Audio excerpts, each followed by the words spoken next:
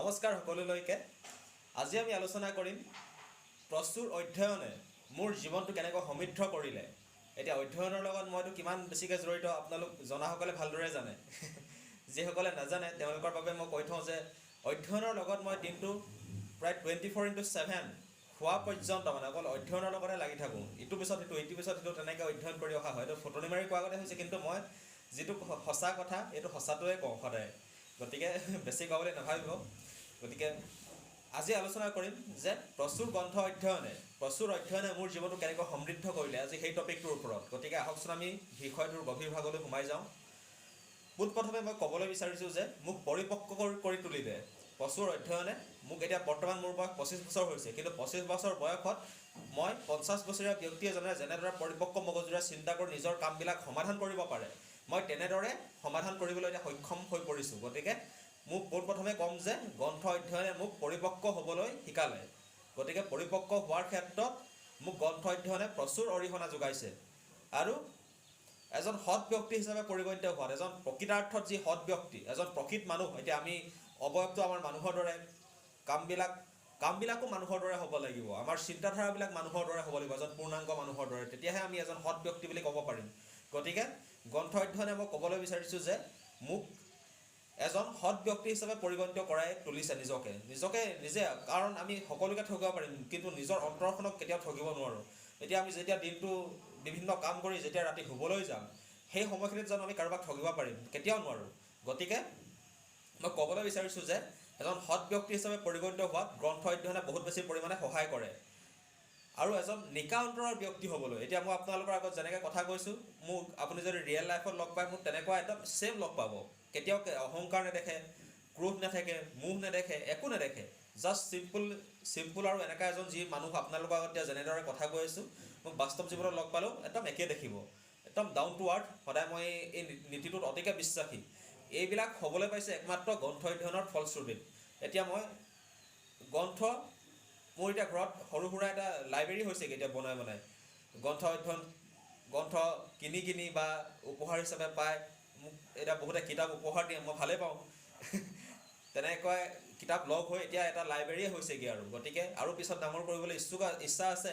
কিমান দূৰ কি কৰিব পাৰোঁ নাজানো, কিন্তু যদি আপোনালোকৰ সহযোগিতা পাওঁ, নিশ্চয় মনৰ আশাবিলাক পূৰণ কৰাৰ ক্ষেত্ৰত মোৰ বহুত বেছি পৰিমাণে সহায়ক হ'ব। এতিয়া মই ডেইলি বাতৰি কাকত 4খনকৈ পঢ়োঁ। 4খন বাতৰি কাকত অধ্যয়ন কৰি যিবিলাক তাৰ জ্ঞান পাওঁ, সেই জ্ঞানবিলাক মই আপোনালোকৰ আগত প্ৰকট কৰিবলৈ বিচৰাটো মোৰ ভিডিঅ' বনোৱাৰ অন্যতম এক উদ্দেশ্য।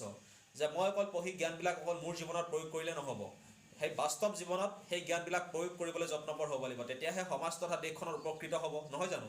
গতিকে মই সদায় সেইটোৱে আশা কৰিছোঁ যে যিবিলাক কথা মই শিকিছোঁ, 25 বছৰীয়া জীৱনটোত যিবিলাক অভিজ্ঞতা হৈছে, 25 বছৰীয়া জীৱনটোত প্ৰচণ্ড অধ্যয়ন কৰি যি মোৰ মেণ্টেলিটি গঢ়ি উঠিছে, সেই মেণ্টেলিটি ভাৱবিলাক যদি আপোনালোকৰ আগত মই অৱগত কৰিব পাৰোঁ, আপোনালোকৰ জীৱনত যদি সামান্যতম হ'লেও উপকৃত কৰিব পাৰোঁ, তেন্তে মই ভাবোঁ মোৰ জীৱনৰ সেয়া পৰম কৃতাৰ্থ হৈ ৰ'ব।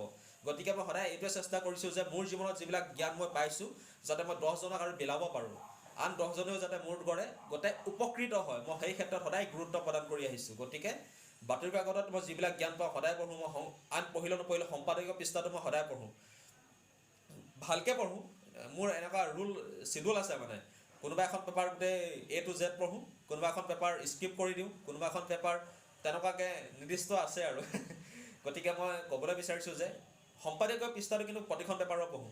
সম্পাদকীয় পৃষ্ঠাটো পঢ়ি প্ৰতিটো কথা বুজোৱাত সক্ষমশীল হৈ উঠোঁ, যি মোক তাৰমানে বহুত বেছি পৰিমাণে সহায় কৰিছে বুলি মই অনুভৱ কৰোঁ। গতিকে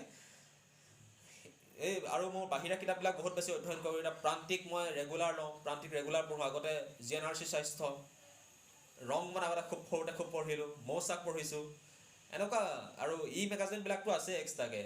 আৰু পেপাৰটোৰ কথাটো ক'লোঁ, 4খন পেপাৰ পঢ়োঁ। আৰু কিতাপৰতো এটা লাইব্ৰেৰী আছে, সেইটো কথা ক'লোৱেই। আৰু বেলেগকৈ পঢ়াবিলাকতো আছে। মই এনেকুৱা এটা মানুহ যে কেতিয়াবা চাহ খালে কিবা মিঠাইটো দিয়া বাতৰি কাকতখনতো যদি কিবা ভাল সেইটা দেখোঁ, মই সেইটো পঢ়োঁ বা সেইটো ফটো মাৰি হ'লেও থওঁ। মই সিমান অধ্যয়ন স্পৃহা আছে বুলি মই অনুভৱ কৰিছোঁ। গতিকে মই পাৰিছোঁ এতিয়া জীৱনটো কিমান সুন্দৰকৈ পৰিচালিত কৰিব পাৰিছোঁ। মই কিমান বেছি সুখী মানুহ, আপোনালোকে মোক লগ পালে অনুভৱ কৰিব পাৰিব। মোৰ লগতে ইমান সুখী মানুহ মই ভাবিছোঁ পৃথিৱীত নাই। বিৰল বুলি ক'লেও মই ব্যতিক্ৰম নহ'ব মানে কোৱাটো, যে মোৰ দৰে মানুহ, সুখী মানুহ পৃথিৱীত বিৰল বুলি মই নিজে অনুধাৱন কৰি যুক্তি উত্থাপন কৰিছোঁ। গতিকে মই বহুত বেছি সুখী হৈ থাকিবলৈ সক্ষম হৈছোঁ। গতিকে মই পাৰিছোঁ যেতিয়া আপোনালোকে পাৰিব, সেইটো মই একদম দৃঢ়তাৰে ক'ব পাৰিম।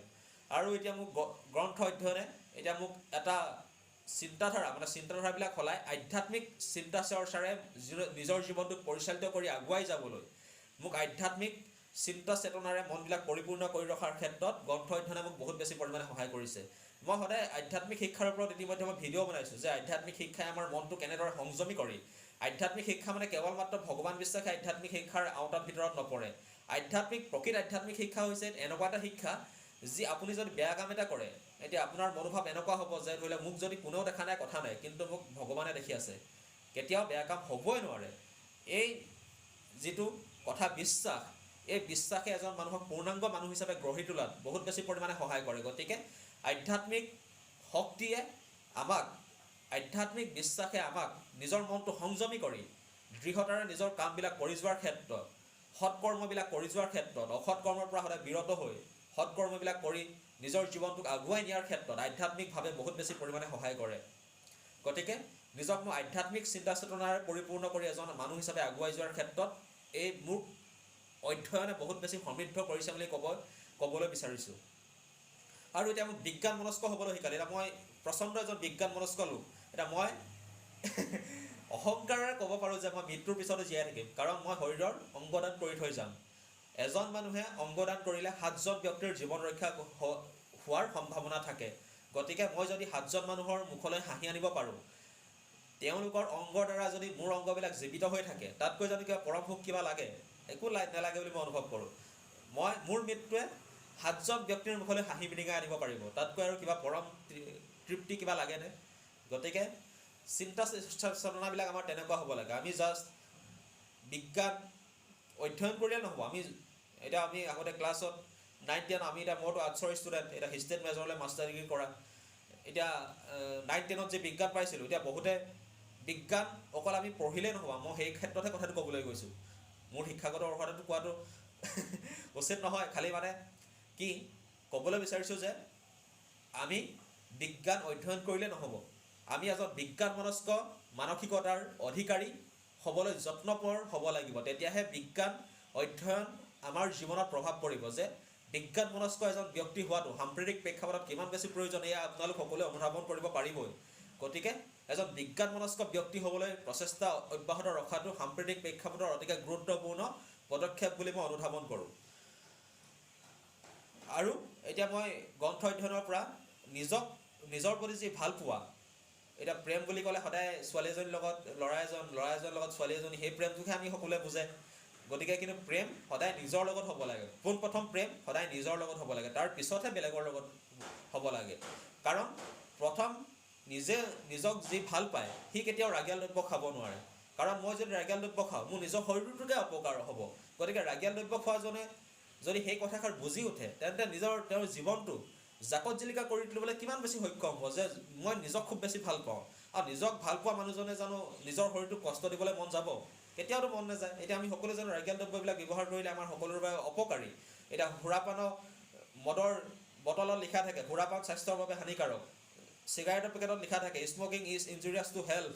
তাৰপিছতো আমি সকলোবিলাক শিক্ষিত মানুহে আমাৰ কামবিলাক কিন্তু শিক্ষিত হিচাপে পৰিগণিত হোৱা নাই। গতিকে মই কি ক'বলৈ বিচাৰিছোঁ, আশা কৰিছোঁ বুজি পাইছে যে আমি নিজৰ প্ৰতি যদি আমাৰ ভাল পোৱা ভাৱ থাকে, তেতিয়া কেতিয়াও আমি ৰাগিয়াল দ্ৰব্য গ্ৰহণ কৰি নিজৰ স্বাস্থ্যটো হানি কৰিব নোৱাৰোঁ, এইটো দৃঢ়তাৰে মই নিশ্চিত। গতিকে আমাৰ চিন্তাধাৰাবিলাক তেনেকুৱা হ'ব লাগে, অলপ ব্যতিক্ৰম হ'ব লাগে মানুহবিলাক। অকল মানুহ হিচাপে আমি এতিয়া পৃথিৱীত জন্ম হৈছোঁ, এদিন মৰি যাম, কি হ'ব? কিবা যদি আমি ভাল কাম কৰোঁ তেতিয়াহে আমাক সমাজখনে মনত ৰাখিব, জাতিটোৱে মনত ৰাখিব। তাকে নকৰি যদি আমি অকল নিজৰ চাহিদাবিলাক পূৰণতে ব্যস্ত থাকোঁ গোটেই নিজৰ জীৱনটো, তেন্তে আমাক জানো সমাজে মনত ৰখাটো দূৰৰ কথা, ঘৰৰ মানুহকেইটাই মনত ৰাখিবলৈ ইচ্ছুক নহ'ব। গতিকে মই কি ক'বলৈ বিচাৰিছোঁ আশা কৰিছোঁ বুজি পাইছে। মোৰ কথাবিলাক অলপ ফিলচফিকেল টাইপৰ হৈ গৈছে, কিন্তু মোৰ এনেকুৱা মই সদায় সেইটো কথা বিশ্বাস কৰোঁ যে যিবিলাক কথা মোৰ মনত খুদুৱাই থাকে, এই খুদুৱাই থকা ভাৱবিলাকহে মই জাষ্ট আপোনালোকৰ আগত প্ৰকট কৰিবলৈ ইচ্ছুক হৈছোঁ। বেলেগ কথা একো নাই। মোক জাষ্ট লগ পালে আপোনালোকে অনুভৱ কৰিব পাৰিব যে মই ভিডিঅ'ত যেনেকুৱাকৈ আপোনালোকৰ আগত কথাবিলাক উত্থাপন কৰিছোঁ, মোক এজ ইট ইজ যদি আপোনালোকে লগ পায় একে দেখিব, অলপো পৰিৱৰ্তন নেদেখে। গতিকে মই আশা কৰিছোঁ মোৰ মৰ্মাৰ্থখিনি আপোনালোকে বুজি পাই নিজৰ জীৱনত অনুধাৱন কৰি প্ৰয়োগ কৰিব। তেতিয়া আপোনালোক 100% উপকৃত হ'বই হ'ব, এইটো মই দৃঢ়তাৰে ক'ব পাৰিম। গতিকে আমাৰ চিন্তাধাৰাবিলাক আমি তেনেকুৱা অলপ ব্যতিক্ৰম কৰিব লাগে, তেতিয়াহে আমাৰ সমাজখনে, দেশখনে, জাতিটোৱে মনত ৰাখিব। গতিকে আমি জাতিটোৰ যদি মনত ৰখা হোৱাত আপত্তি ক'ত? গতিকে আমি মৰিও যে অমৰ হৈ থাকিব পাৰোঁ, মইতো এতিয়া ফিজিকেলিও অমৰ হৈ থাকিম, মেণ্টেলিও চাগে অলপ অমৰ হৈ থাকিব পাৰিম চাগে, মই আশা কৰিছোঁ। আৰু এইটো নাজানো কি হয়গৈ, কাৰণ সময়ে কাক ক'লৈ লৈ যায় কোনেও নাজানে। গতিকে আমি আৰু সময়ত যাতে প্ৰয়োগ কৰা হয়, আমি সেই ক্ষেত্ৰত গুৰুত্ব আৰোপ কৰিব লাগে। এতিয়া মোক পৰোপকাৰী মনোভাৱ গঢ়ি তোলাৰ ক্ষেত্ৰতো মোক এই গ্ৰন্থ অধ্যয়নে বহুত বেছি পৰিমাণে সহায় কৰিছে। পৰোপকাৰী মনোভাৱ মানে আশা কৰিছোঁ বুজি পাইছে, আনক যি সহায় কৰাৰ মানসিকতা, সেই মানসিকতা গঢ়ি তোলাৰ ক্ষেত্ৰত, পৰোপকাৰী মনোভাৱ গঢ়ি তোলাৰ ক্ষেত্ৰত মোক গ্ৰন্থ অধ্যয়নে প্ৰচুৰ সহায় কৰিছে। এতিয়া বহুতে ভাবে পৰোপকাৰী মনোভাৱ গঢ়ি তুলিবলৈ মোৰতো পইচা নাই, মই কেনেকৈ পৰোপকাৰী মনোভাৱ গঢ়ি তুলিম? কেৱল মাত্ৰ পইচাই পৰোপকাৰী মনোভাৱ গঢ়ি তুলিব নোৱাৰে। যেতিয়ালৈকে আপোনাৰ অন্তৰত পৰোপকাৰী মনোভাৱ প্ৰকৃততে স্থাপিত হয়, ৰাস্তাত বোলে গাড়ী এখন ফচি আছে, আমি জাষ্ট ঠেলা এটা মাৰি দিছোঁ, কাৰোবাৰ বিপদৰ সময়ত আমি একো দিব পৰা নাই, নেলাগে, মাত এষাৰ দিবলৈ গৈছোঁ, সেয়া সম্পূৰ্ণ পৰোপকাৰী মনোভাৱৰ ভিতৰত সোমাই থাকে। গতিকে এইবিলাক পদক্ষেপেৰেও আমি পৰোপকাৰী মনোভাৱ গঢ়ি তুলি এখন সৰ্বাংগ সুন্দৰ অসমৰ পৰিকাঠামো গঠন কৰাৰ ক্ষেত্ৰত আমি ধাপে আগুৱাই যাব পাৰোঁ। গতিকে আমাৰ চিন্তাধাৰাবিলাক তেনেকুৱা হ'ব লাগে। আৰু মই এতিয়া 24/7 বহুত বেছি মটিভেটেড হৈ থাকোঁ, মানে নিজক এতিয়া মই আনক মটিভেট কৰিবলৈ ইচ্ছুক হৈছোঁ। গতিকে নিজেতো আটাইতকৈ বেছি মটিভেট হৈ থাকিবই লাগিব, কাৰণ মই নিজে মটিভেট হৈ থাকিলেহে আনক মটিভেট কৰিব পাৰিম। গতিকে মই এতিয়া বহুত বেছি মটিভেট হৈ আছোঁ, যি মটিভেট ভাৱে মোক এজন পূৰ্ণাংগ মানুহ হিচাপে গঢ়ি তোলাত, আন 10জনক অনুপ্ৰেৰণা যোগোৱাত বহুত বেছি মই সহায় কৰিছে বুলি মই অনুধাৱন কৰোঁ। গতিকে পৰোপকাৰী মনোভাৱৰ লগে লগে 24/7 মটিভেট হৈ থকাৰ ক্ষেত্ৰত মোক গ্ৰন্থ অধ্যয়নে প্ৰচুৰ পৰিমাণে সহায় কৰিছে। আৰু মই অতিকে স্বাস্থ্য সচেতন এজন ব্যক্তি, পৰিষ্কাৰ পৰিচ্ছন্নতাক অতিকে গুৰুত্ব দিওঁ প্ৰতিটো ক্ষেত্ৰত। মানে কেতিয়াবা নাখাবলগীয়া এটা কেতিয়াও নাখাওঁ, খাবলগীয়াটো নোখোৱাকৈ নাথাকোঁ, নাখাবলগীয়াটো কেতিয়াও নাখাওঁ, নাচাবলগীয়াটো নাচাওঁ। তেনেকুৱা এজন মেণ্টেলিটিৰ ব্যক্তি হ'ব পাৰিছোঁ এই 25 বছৰ বয়সতে। তাৰ একমাত্ৰ কাৰণ হৈছে প্ৰচুৰ গ্ৰন্থ অধ্যয়ন, প্ৰচুৰ অধ্যয়ন। গতিকে অধ্যয়নে মোক ইমান উপকৃত কৰিব পাৰিছে, যেতিয়া আপোনালোককো উপকৃত কৰিব পাৰিব বুলি মই 100% নিশ্চিত। কেৱল লাগিব আমাৰ কিছু ইচ্ছা শক্তি। সেই ইচ্ছা শক্তিবিলাকক আমি ধাপে আগুৱাই নি আমাৰ নিজৰ সপোনবিলাক পূৰণৰ ক্ষেত্ৰত আমি এখোজ আগুৱাই যোৱা আমি লাভালাভ হ'ব বুলি মই গভীৰভাৱে অনুধাৱন কৰোঁ। আৰু এতিয়া মই প্ৰচণ্ড মানে কামৰ ক্ষেত্ৰত পাগল বুলি ক'ব পাৰি নিজকে। মানে কাম মোক কিবা এটা নহয় কিবা এটা লাগিবই। এতিয়া প্ৰতিটো এতিয়া আপোনালোকৰ আগত মই ব্যস্ত আছোঁ, মই ভিডিঅ' বনাইছোঁ আপোনালোকৰ যাতে 10জনৰ উপকৃত হওক বুলি। এতিয়া মোৰ এই কামটোৰ পিছত মই লগালগ এইটো আপলোড কৰিম, আপলোড কৰাৰ পিছত লগালগ মই কিতাপ পঢ়িম, আকৌ অধ্যয়নত লাগিয়ে যাম। মানে মোক কিবা নহয় কিবা এটা কাম লাগিবই। বোলে সেইটো কাম কৰি শেষ হৈছে, বেলেগ এটা কাম কৰিম, সেইটো কাম কৰি আমনি লাগিছে, বেলেগ এটা কাম কৰিম। মই সদায় ৰেষ্ট বোলা বস্তুটো বেয়া পাওঁ। মই মানে মই ক'বলৈ বিচাৰোঁ যে দ্বিতীয় এটা কাম আৰম্ভ কৰাটো হৈছে প্ৰকৃত ৰেষ্ট। এটা কাম কৰি আমনি লাগিছে, দ্বিতীয় এটা কাম কৰাত আৰম্ভ কৰা, সেইটোহে প্ৰকৃতাৰ্থত ৰেষ্ট বুলি মই অনুভৱ কৰোঁ। কাৰণ ৰাতিটো আমাৰ শুৱা হৈ 7 ঘণ্টা 8 ঘণ্টা শুই দিওঁ, আৰু কি ৰেষ্ট কৰিব লগা আছে? আৰুতো ৰেষ্ট কৰিব লগা মই এতিয়া বিশেষকৈ আমাৰ নৱপ্ৰজন্মসকলক আৰু ৰেষ্ট কৰাৰ প্ৰয়োজন আছে বুলি মই অনুভৱেই নকৰোঁ। কাৰণ ইমান নৱপ্ৰজন্মৰ দেহত ইমান প্ৰচণ্ড শক্তি আছে, মনত ইমান প্ৰচণ্ড শক্তি আছে, আৰু ৰেষ্টৰ কিবা প্ৰয়োজন আছেনে? ইমান একো নাই। গতিকে বয়সৰ লগে লগে বাৰু ৰেষ্টৰ পৰিমাণ বঢ়াব লাগিব, সেইটো বেলেগ কথা। কিন্তু মই ক'বলৈ বিচাৰিছোঁ যে আমাৰ বয়সত ইমান বেছি ৰেষ্টৰ প্ৰয়োজন নাই। ধুনীয়াকৈ তুমি টোপনি মাৰা, টোপনিতে তোমাৰ সম্পূৰ্ণ ৰেষ্ট টোপনিতে পাৰ হৈ গুচি গ'ল। তাৰপিছত আৰু ৰেষ্টৰ আৰু কিবা প্ৰয়োজন আছেনে? একো মই অনুভৱ নকৰোঁ। কিন্তু আৰু এতিয়া মোৰ নিজৰ এই বয়সতে লোভ, মোহ, ক্ৰোধ, কাম, গোটেই সকলো ভাৱবিলাক সকলো মনৰ পৰা আঁতৰাই একদম নিকা, যিবিলাক প্ৰকৃতাৰ্থত আমাৰ বাবে উপযোগী, যিবিলাক আমাৰ মগজুত থকাটো উপকাৰী, যিবিলাক আমাৰ শৰীৰত থকাটো উপকাৰী, সেইবিলাক মই এডপ্ট কৰি ল'বলৈ সক্ষম হৈছোঁ। বেয়াবিলাক উলিয়াই দিছোঁ, ভালবিলাক সোমোৱাই লৈছোঁ। মোৰ এতিয়া সেইটো ৰুল হৈ গৈছে। গতিকে লোভ, মোহ, ক্ৰোধ, কাম সকলোবিলাক মোৰ নিয়ন্ত্ৰণত। একো এটা মোক কেতিয়াও অপকাৰ কৰিব নোৱাৰে, একো এটা মোক কেতিয়াও ডিষ্টাৰ্বেঞ্চ দিব নোৱাৰে। প্ৰায় এজন ব্ৰহ্মচাৰ্য লেখীয়া হৈ গৈছোঁগৈ। ইমান বেছি হোৱাটো উচিত নহয়, তথাপি মই ক'বলৈ বিচাৰিছোঁ যে মই মানে মোৰ মাইণ্ডছেটটো অলপ বেলেগকৈ ক্ৰিয়েট কৰিছোঁ, যে মই সদায় এটাৰে মোৰ চিন্তা, এতিয়া মোৰ এদিন মৃত্যু হ'ব, এইটো বাৰু চিৰসত্য মৃত্যু। গতিকে মোৰ মৃত্যুত যদি আন দুজনৰ মুখত চকুপানী এটোপাল ওলাব নোৱাৰোঁ, সেই জীৱনৰ কিবা ভেলু আছেনে? মই একো নাই বুলি অনুভৱ কৰোঁ। গতিকে চিন্তাধাৰাবিলাক আমাৰ তেনেকুৱা হ'ব লাগিব। আমি গভীৰভাৱে কথাবিলাক চিন্তা কৰি নিজৰ জীৱনটোক আগুৱাই নিয়াৰ প্ৰচেষ্টা চলাব লাগিব। তেতিয়াহে আপোনাৰ লগতে দহৰো উপকৃত হ'ব। আৰু এজন এতিয়া মই সমাজকৰ্মী হিচাপে কাম কৰি যাবলৈ মই ইচ্ছুক হৈছোঁ। মই প্ৰথমতে চিন্তা কৰিছিলোঁ বিভিন্ন মোৰ এতিয়া অপশ্যন বহুত আছে, কিন্তু অপশ্যনবিলাক মই লাহে লাহে কমাই এই সমাজকৰ্মী ক্ষেত্ৰতহে মই গুৰুত্ব আৰোপ কৰি এই দিশতে মই কাম কৰাৰ ইচ্ছা শক্তি মই প্ৰকট কৰিছোঁ। কাৰণ বহুতকেইটা আছে, আজি মই চব ডিটেইলছত ক'বলৈ নাযাওঁ, জাষ্ট এটাই বুজক যে মই সমাজকৰ্মী হিচাপে মোৰ কামবিলাক পৰিচালনা কৰি যাম। মই সদায় এইটো দৃঢ়তাৰে নিশ্চিত যে আজীৱন পৰ্যন্ত মই এজন সমাজকৰ্মী হিচাপে সমাজখনক নিকা কৰাৰ ক্ষেত্ৰত মই গুৰুত্ব আৰোপ কৰিম, এইটো 100% নিশ্চিত। মোৰ এতিয়া বিভিন্ন স্কোপ আছিলে, এতিয়া মই বহুত ভালকৈ লিখিব পাৰোঁ, এতিয়া ফুটনি মাৰি কোৱা আগতে হ'ব, কিন্তু ফুটনি মাৰিছোঁ বাৰু দিয়ক অলপ চলপ এতিয়া বহুত ভালকৈ লিখিব পাৰোঁ মই, এতিয়া মই লিখা পেলাই এইবিলাক কেৰিয়াৰো মই বনাব পাৰিলোঁহেঁতেন ইচ্ছা কৰা হ'লে। এতিয়া পঢ়ি শুনি মই ভালকৈ এতিয়া মাষ্টাৰ ডিগ্ৰী হিষ্ট্ৰীত এতিয়া তেনেকৈ প্ৰফেচাৰ লাইনো চিন্তা কৰিব পাৰোঁ। মোৰ বিভিন্ন অপশ্যন আছে, কিন্তু মই চিন্তা কৰিছোঁ যে এজন সমাজকৰ্মী হিচাপেহে মোক সমাজখনে মনত ৰাখিলে মই নিজকে সুখী অনুভৱ কৰিব পাৰিম। গতিকে সমাজকৰ্মী হিচাপে মোৰ নিজৰ কামবিলাক আগুৱাই নিবলৈ মই প্ৰচেষ্টা অব্যাহত ৰাখিম। আপোনালোকৰ সহযোগিতা লাগিব, যদি আপোনালোকে সহযোগিতা কৰে তেন্তে মই নোৱাৰাৰ কোনো কাৰণ নাই। গতিকে আশাবাদী মই, মোৰ ভাৱাৰ্থবিলাক আপোনালোকে বুজি পাই নিজৰ জীৱনত প্ৰয়োগ কৰিব, তেতিয়াহে আপোনাৰ লগতে দহৰো উপকৃত হ'ব। এতিয়া মই বহুত বেছি সুখী মানুহ, মোৰ দৰে সুখী মানুহ এতিয়া পৃথিৱীত বিৰল বুলি ক'লেও বেছি কোৱা নহয়। কাৰণ মই ইমান বেছি সুখী হৈ থাকোঁ প্ৰতিটো ক্ষেত্ৰত, প্ৰতিটো মুহূৰ্তত, একমাত্ৰ হ'বলৈ পাইছে সেয়া প্ৰচুৰ অধ্যয়নৰ ফলশ্ৰুতিত। গতিকে অধ্যয়নে যেতিয়া মোক ইমান সুখী কৰি তুলিব পাৰিছে, গতিকে আপোনাকো অলপ মটিভেট কৰাত, কুণ্ঠাবোধ কৰাৰ যুক্তি ক'ত গতিকে সুখী হৈ থাকক, আৰামত থাকক, ধুনীয়াকৈ থাকক, মনবিলাক পৰিষ্কাৰ হওক। এতিয়া মই সদায় এটা আদৰ্শত বিশ্বাস কৰোঁ যে simple living and high thinking, মই সেই আদৰ্শটোত অতি গভীৰভাৱে বিশ্বাসী। মই সদায় এইটো কথাষাৰ অতি গভীৰভাৱে বিশ্বাস কৰোঁ যে simple living and high thinking is the best way to a succeeding life. কি ক'ব বিচাৰিছোঁ বুজি পাইছেনে?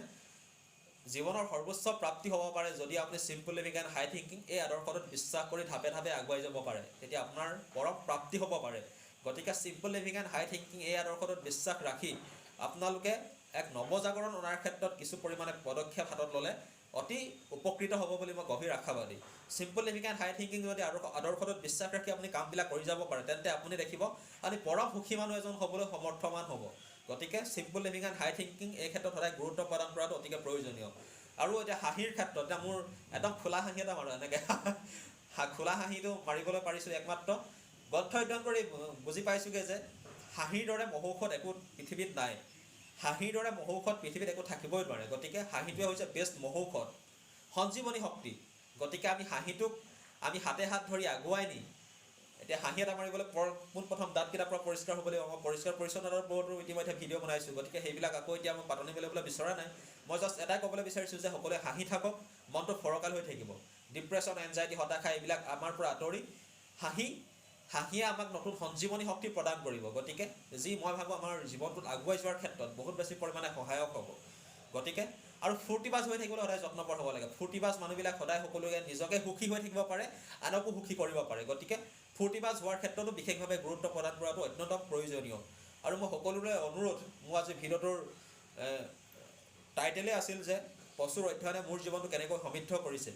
গতিকে মই আজি অধ্যয়ন কৰিলোঁ যে মোক যিবিলাক উপকৃত হৈছোঁ মই এই বয়সত, 25 বছৰ বয়সত, যেনেকৈ অলপ আগত ক'লোঁ, এজন পৰিপক্ক 50 বছৰীয়া ব্যক্তিৰ দৰে মই কথাবিলাক চিন্তা কৰিব পৰা হৈছোঁ কেৱল মাত্ৰ প্ৰচুৰ অধ্যয়নৰ যোগেদি, যে মোক অধ্যয়নৰ যোগেদি ইমান উপকৃত হ'ব পাৰিছোঁ। গতিকে আপোনালোকো যে উপকৃত নহ'ব তাৰ কি মানে আছে? 100% নিশ্চিত যদি মোৰ আজি ভিডিঅ'ৰ কথাকেইটা আপোনালোকে নিজৰ জীৱনত, বাস্তৱ জীৱনত প্ৰয়োগ কৰে, আপোনালোকৰ জীৱনটো অতি সুন্দৰ ৰূপত পৰিচালিত হ'ব বুলি মই 100% নিশ্চিত সহকাৰে ক'ব পাৰিম। গতিকে আশা কৰিছোঁ মোৰ ভাৱাৰ্থখিনি আপোনালোকে বুজি পাইছে, মোৰ মেণ্টেলিটিখিনিক যাতে আপোনালোকে বুজি পায়, মোৰ সেইটোৱে মনৰ ভাৱ। আৰু একো বেলেগ মোক ইউটিউবৰ পৰা পইচা নালাগে, ফেচবুকৰ পৰা পইচা নালাগে, মান যশস্যা একো নালাগে, জাষ্ট লাগে এখন সৰ্বাংগ সুন্দৰ অসম। গতিকে কথাবিলাক আপোনালোকৰ বিবেচনা কৰি নিজৰ জীৱনটোক আগুৱাই নিয়াৰ ক্ষেত্ৰত কিছু পৰিমাণে হ'লেও যেন পদক্ষেপ ল'ব বুলি মই গভীৰ আশাবাদী। সকলোৰে জীৱনবিলাক মংগলময় হওক, সকলোৰে ভালে থাকক, সেইটোৱে আহ্বান। বহুত বেছি দীঘল নকৰোঁ, মই এতিয়া কথা ক'লে মই কৈয়ে থাকিব পাৰিম। আপোনালোকে যদি মোক বোলে 5 ঘণ্টা বোলে একেৰাহে কথা কৈ থাকিব লাগে, মোৰ একো প্ৰব্লেম নহয়, কিন্তু ইমান দীঘল ভিডিঅ' বনালে বেয়া হ'ব। গতিকে বহুত বেছি দীঘল নকৰোঁ, জাষ্ট আজিৰ ভিডিঅ'টো 20 মিনিটত সামৰি দিম। গতিকে আশা কৰিছোঁ সকলো ভালে থাকক, সকলোৰে জীৱনবিলাক মংগলময় হওক, মোৰ সেইটোৱে আশা। কথাবিলাক অলপ মানি চলিব, মানি চলিলে নিজৰ বাবে ভাল। মই এইটো 100% নিশ্চিত সহকাৰে ক'ব পাৰিম। গতিকে সকলোৰে ভাল হওক। Thank U.